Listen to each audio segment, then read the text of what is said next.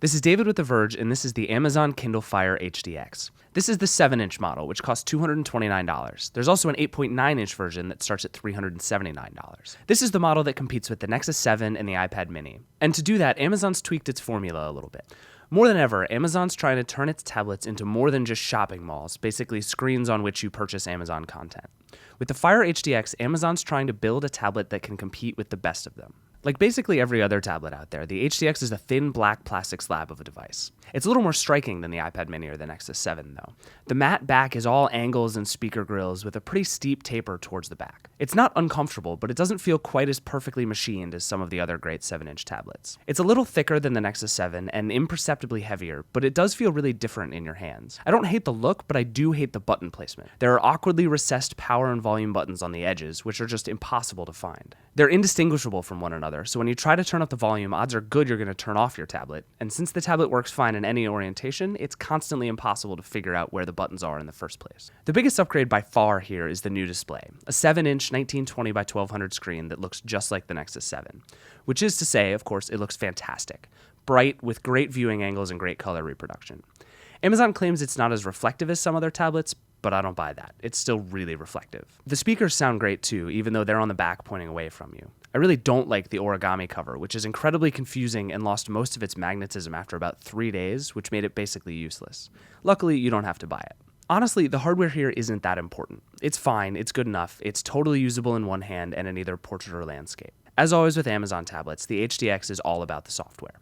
The Kindle Fire HDX ships with a new version of Amazon's fork of Android called Fire OS 3.0. It comes with a lot of really important upgrades, from more enterprise-friendly features to huge upgrades for some of the core apps. For one thing, you don't have to cycle through all your apps and books in a clumsy carousel anymore. There's finally just a grid view for all your apps. The new email client works impressively well, almost like a faux Gmail app. The calendar and document editing suite are likewise much improved. That by itself makes the Kindle Fire HDX a lot more appealing, because it's now something you can use instead of a computer. It used to be just a secondary device for watching movies and buying stuff. Of course, watching movies and buying stuff is still the whole goal of the Kindle Fire HDX. And it's still just terrifyingly easy to buy a movie from Amazon's huge library, or even watch it for free if you're a Prime member. You can also now download Prime videos and watch them offline, which is huge for me. The experience of reading and watching movies is fantastic, and it's constantly being upgraded by Amazon too.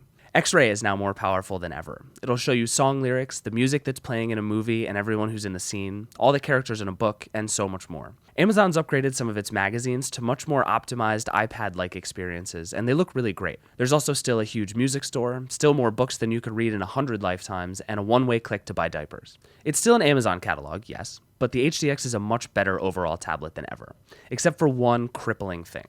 You can't download a lot of the best Android apps. Since Amazon forked Android and took it in a new direction, there's no access to the Play Store or Google's other core services. Amazon's App Store is growing slowly, but it's a long way from where it needs to be. There's no Candy Crush, no Netflix, and only knockoff versions of about half the games I looked for. Even the apps that do exist seem to be outdated and unoptimized. Everything you can do runs faster and smoother than ever thanks to a 2.2 GHz Snapdragon 800 processor, 2 gigs of RAM, and an Adreno 330 GPU. That's all pretty high-end, and it's all pretty fast. Apps load and resume instantly from the multitasking menu, games play really well, movies never seem to stutter.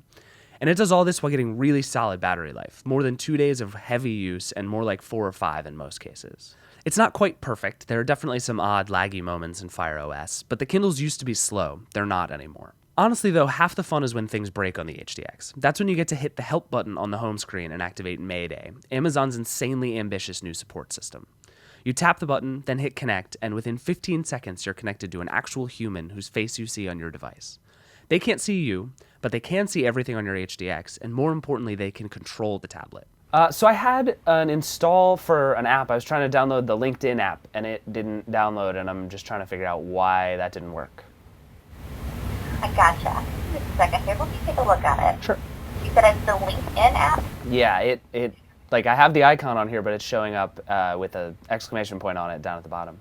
Everyone I used was very friendly and helpful, came on quickly, and could either show me how to do something or just do it for me.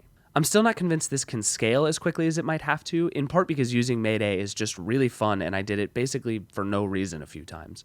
But it's a really incredible system. So all of this comes for $229, and it's a fantastic deal if you're already invested in the Amazon ecosystem.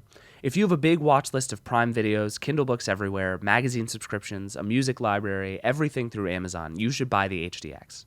It's not only a fantastic vessel for Amazon stuff, it's just a really good tablet. But if you're not completely wired into Amazon services, you're going to find too much of what you want on Android is missing from the HDX. And when the Nexus 7 offers an equally great display and the full power of Google and Android for the same $229, it's hard to recommend the HDX to everyone.